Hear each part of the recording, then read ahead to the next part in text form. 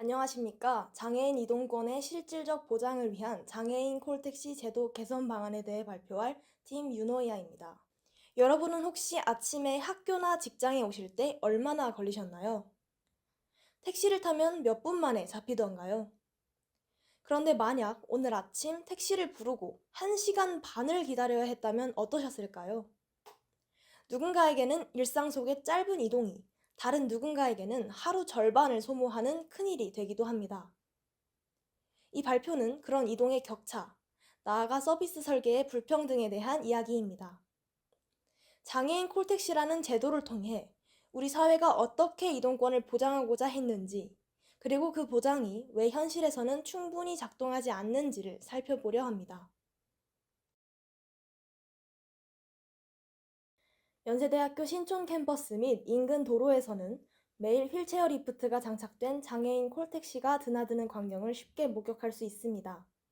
이 장애인 콜택시는 캠퍼스 곳곳에서 이동을 제약받는 장애 학우들의 등하교 수단이 되어주고 있으며 이미 우리의 일상 속에 깊숙이 자리 잡아 있습니다.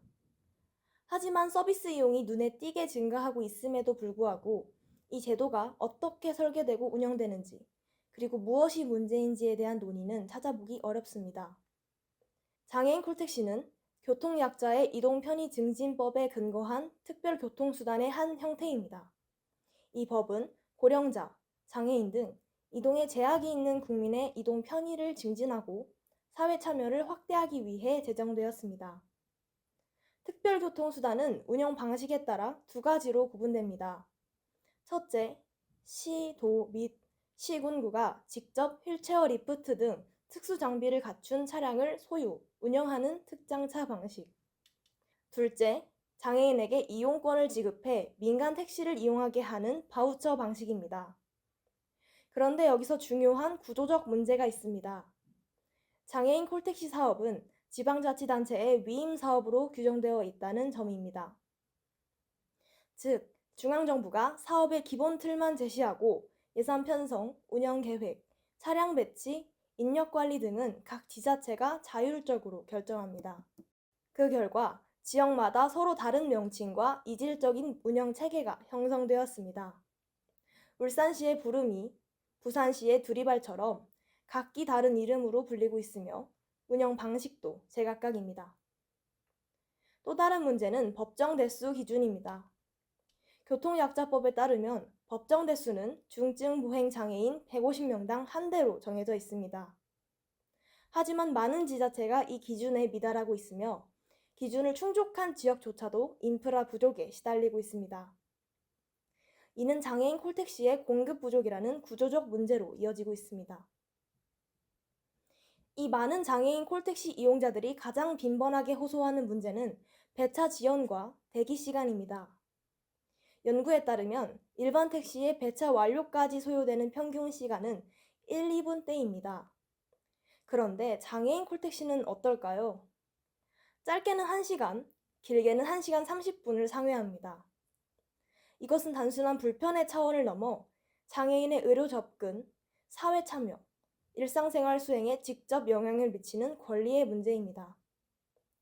배차 지연의 원인으로는 차량 부족, 출퇴근 시간 중 수편중, 인력 부족, 재정적 한계 등이 지적되고 있습니다. 하지만 여기서 핵심적인 질문이 제기됩니다. 운영 지표의 개선만으로 이 문제를 해결할 수 있을까? 아니면 현 사업 구조 자체에 더 근본적인 문제가 있는 것은 아닐까? 사실 그동안 장애인 콜택시에 관한 연구는 주로 배차 지연, 대기 시간, 수요 공급 불일치와 같은 운영 지표에 초점을 맞춰왔습니다. 이는 표면적 문제를 진단하는 데는 유용하지만 더 깊은 질문에 답하지 못한다는 한계가 있습니다. 이것이 바로 오늘 발표할 연구의 출발점입니다. 우리는 단순히 장애인 콜택시 서비스가 어떻게 개선되어야 하는가라는 표면적 질문을 넘어 더 근본적인 질문들에 답하고자 합니다. 저희의 연구 질문은 다음과 같습니다. 첫 번째, 현행 장애인 콜택시 사업의 지방자치 사업 위임 구조로 인한 한계와 보완점은 무엇인가? 두 번째, 정책 서비스 품질 향상을 위해 장애인 콜택시 사업의 궁극적인 지원 기반 개선 방향은 무엇인가? 이 연구를 위해 우리는 문헌 연구, 제도 분석, 현황 조사, 심층 인터뷰 등 다층적인 방법론을 활용했습니다.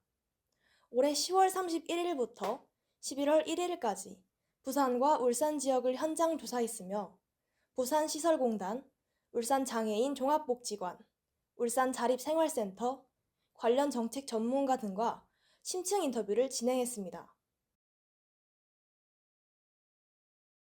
본 연구의 최종 목표는 단순히 문제를 지적하는 데 그치지 않습니다.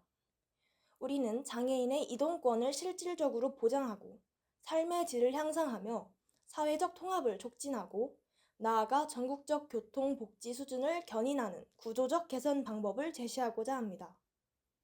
이는 결국 우리 사회가 진정한 의미의 평등한 사회로 나아가기 위해 필요한 작업입니다. 사회의 가장 취약한 계층이 누릴 수 있는 기본적 권리가 보장될 때에야 그 사회가 모든 구성원을 위한 제도를 갖추었다고 말할 수 있기 때문입니다.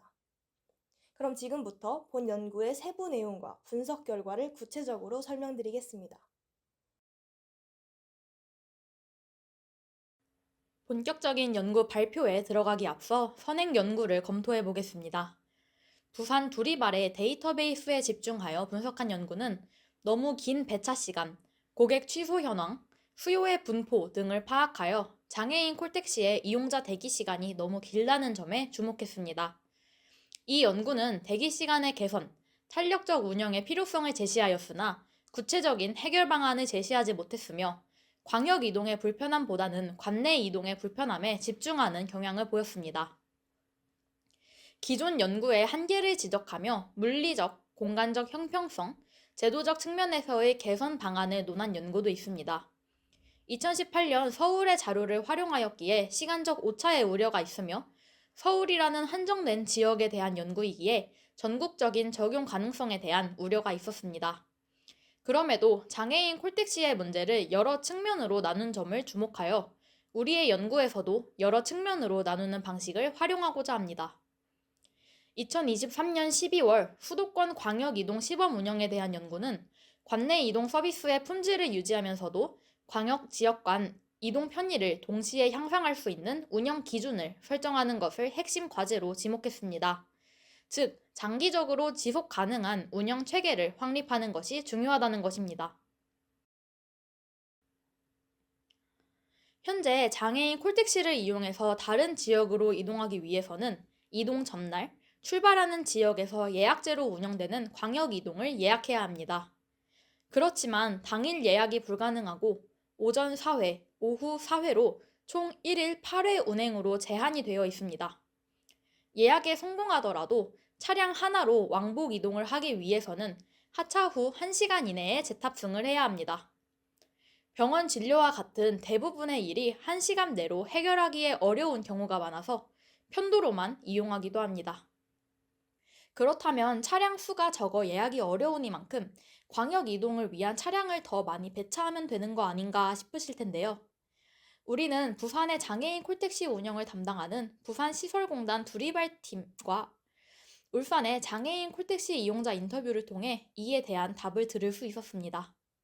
부산과 울산은 서로 다른 지역이지만 장애인 콜택시 제도가 지역마다 조금씩은 달라도 큰 체계는 비슷한 양상을 보이고 있어서 공급자와 이용자의 입장으로는 충분히 비교가 가능하다고 생각했습니다. 먼저 부산시설공단 두리발팀과의 인터뷰에서 광역 이동의 수요가 전체 수요에 비해 4%도 되지 않을 만큼 적어서 당장 차량 공급을 늘리기는 어렵다는 답변을 받았습니다. 이렇게 수요에 대한 양적 자료를 봤을 때는 수요 자체가 적고 지금의 체계만으로도 수요를 충족할 수 있기 때문에 광역 이동 체계를 개선해야 할 의미가 없어 보이기도 합니다. 하지만 울산 장애인 복지관에서의 인터뷰는 양적 자료와는 다소 다른 양상을 보였습니다. 복지관 소속 사회복지사는 1시간이라는 게 아무것도 할 수 없는 시간대이다. 형식상 만들어둔 제도 같다고 평가했으며 장애인 콜택시 이용자는 제도 자체가 너무 불편해서 타고 싶어도 탈 생각을 하지 못한다고 말했습니다. 우리는 이 인터뷰들을 통해 부산시설공단에서의 양적 자료가 제시해 준 바와 같이 광역 이동 수요가 적다고 해석하기엔 무리가 있다고 생각을 했고, 통계 자료에 따라 당장 증차는 어려운 상황이니만큼 광역 이동에 있어서 다른 해결 방안을 찾아보려 했습니다. 현재 광역 이동 시스템을 예약하기 어려운 상황의 이용자들은 환승을 통해 인접 지역으로 이동을 하고 있습니다.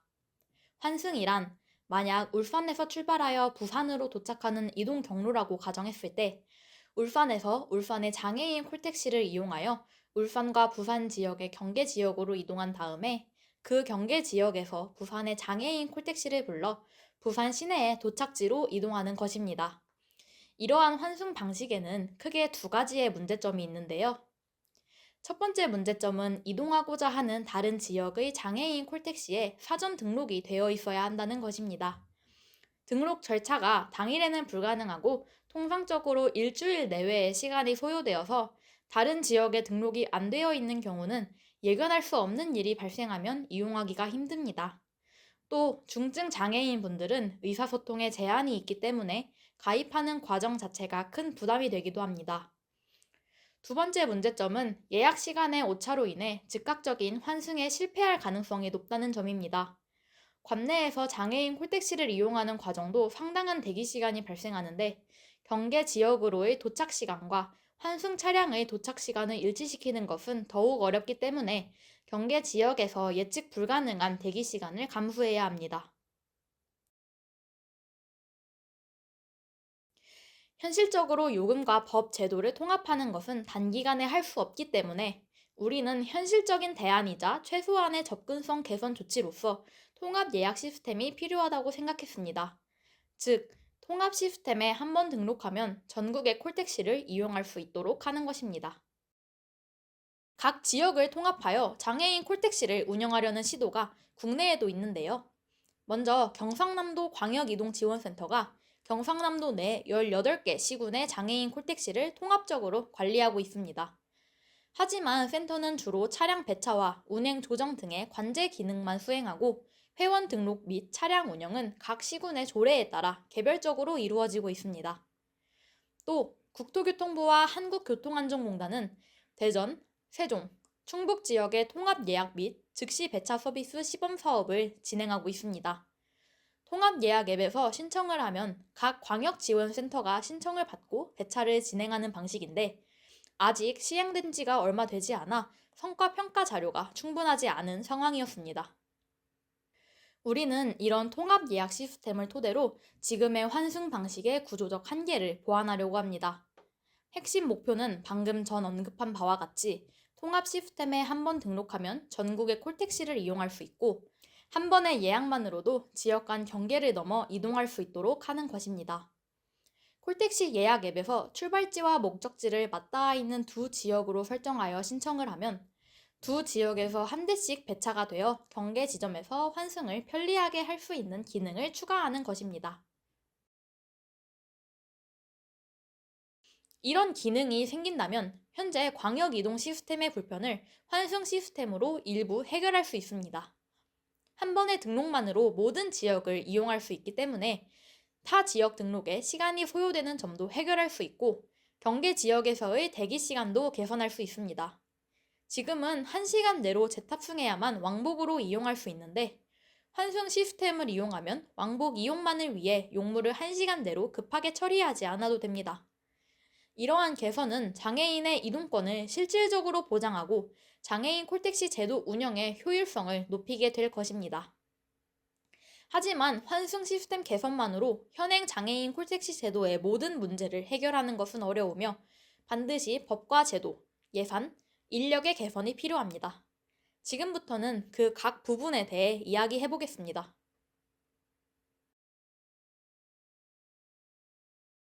먼저 법과 제도 부분에서 중앙과 지방의 구분이 중요하다는 김민경 박사님의 아이디어를 구체화하고자 합니다. 장애인 콜택시와 관련된 모든 업무를 중앙에 집중시키는 것은 각 지역의 특색을 반영하지 못하고 반대로 모든 업무를 지방에 이양하는 것은 다른 지역으로의 이동을 불편하게 하기 때문입니다. 따라서 모든 업무가 각 지방에 위임되어 있는 현재의 시스템과 달리 예약, 배차, 데이터베이스의 관리를 중앙으로 이양해야 합니다. 현재 정부도 이러한 필요성을 인식해 국토교통부에서 충청권 장애인 콜택시 통합 예약 시범 사업을 시행하고 있는데요. 앞서 통합 예약 시스템의 사례에서 살펴본 바와 같이 예약, 배차, 데이터베이스 중 예약만을 통합하여 시행하는 시범 사업입니다. 그러나 우리는 현재의 시범 사업의 구조에서 나아가 배차까지 통합 예약 시스템에서 하는 것이 필요하다고 생각합니다. 원활한 배차를 위해서는 평소의 수요에 대한 자료가 필요하기 때문에 데이터베이스 관리도 중앙에서 담당해야 할 것입니다. 예약, 배차, 데이터베이스를 중앙이 맡아서 하게 되면 이용자는 방문하는 모든 지역에 이용자 등록을 하고 각 지역의 앱을 모두 깔아야 하는 번거로움에서 벗어날 수 있을 것이며 환승 또한 편리하게 이용할 수 있을 것입니다. 그럼에도 지역 특색의 반영이 필요한 부분은 지방자치단체에서 수행해야 합니다. 특히 이용 요금 부분은 지역 특색의 반영이 필요한데요. 우선 일반 택시만 생각하더라도 지역마다 기본 요금도 다르고 요금이 올라갈 때의 거리나 시간의 기준도 조금씩 다릅니다. 이러한 점이 장애인 콜택시에도 적용되고 있으며 이렇게 지역별로 요금 체계가 상이한 점은 시스템이 통합되더라도 유지되어야 하는 부분으로 볼 수 있습니다. 또한 각 지역의 교통 인프라 차이도 요금의 산정에 중요한 역할을 하는데요. 예를 들어 울산의 경우 부산이나 수도권과 달리 지하철이 없습니다. 울산은 저상버스 보급률도 매우 낮은 지역으로 울산의 장애인에게는 사실상 장애인 콜택시만이 유일한 대중교통 수단입니다.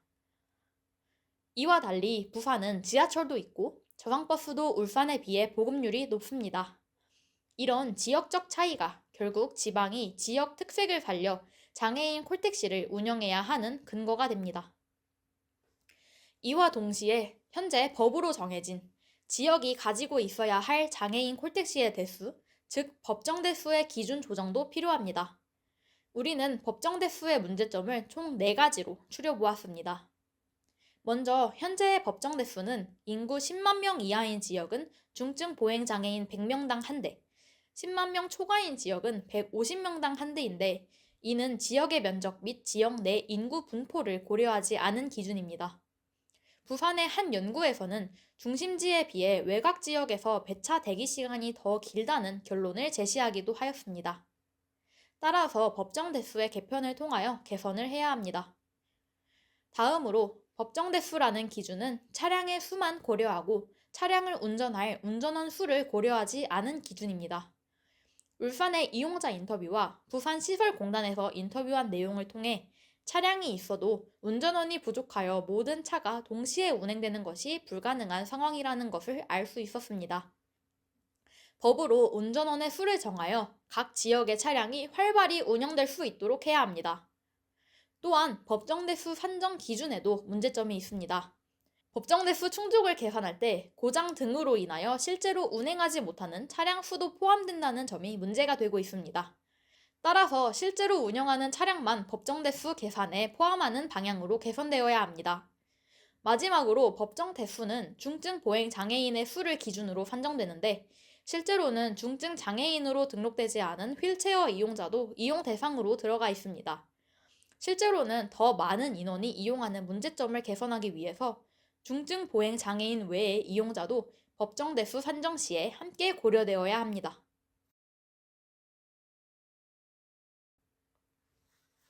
법과 제도가 잘 정비되더라도 예산이 이를 뒷받침해야 합니다. 현재 장애인 콜택시의 이용 대상이 중증 장애인뿐 아니라 노인 등 일시적 휠체어 이용자 등으로 확대되며 택시 수요가 증가하고 대기 시간이 길어졌습니다. 즉, 정책 이용 대상을 넓혔으나 정책 서비스의 질을 확충하지 않아 문제가 발생한 것입니다. 정책 서비스의 질을 확충하기 위해서는 예산이 필요한데 현재 장애인 예산만으로는 서비스의 질을 확충하기가 어려운 상황입니다. 장애인 콜택시의 이용 대상이 확장되었으나 그에 따른 예산의 확장이 미비하기 때문에 새로운 이용 대상을 포섭하는 예산 편성이 필요합니다. 따라서 장애인, 노인 등의 대상자에 따른 분화가 아닌 이동권 증진이라는 목적에 따른 예산 배정을 제안합니다. 궁극적으로는 교통약자 모두의 이동권을 증진할 수 있는 유니버설 디자인의 방향으로 나아가야 할 것입니다.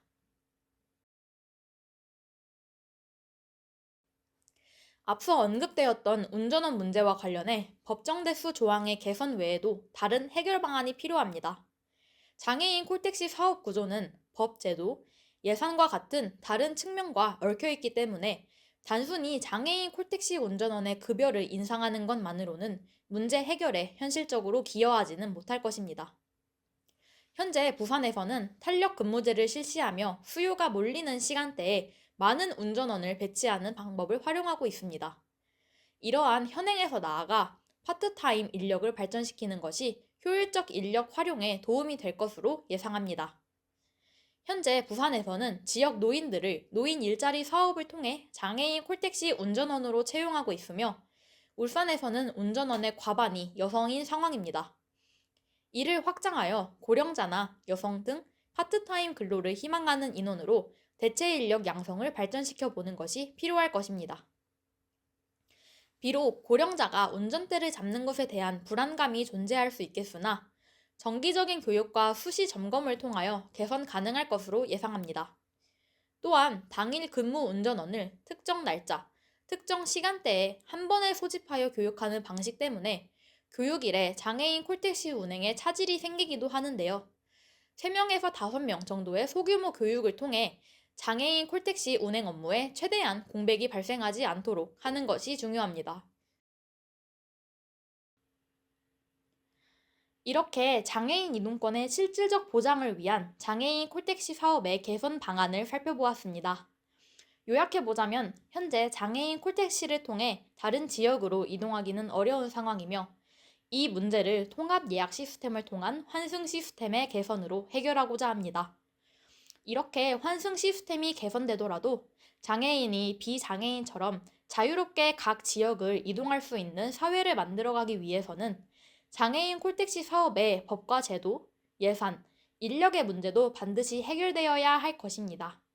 이상으로 발표를 마치도록 하겠습니다. 감사합니다.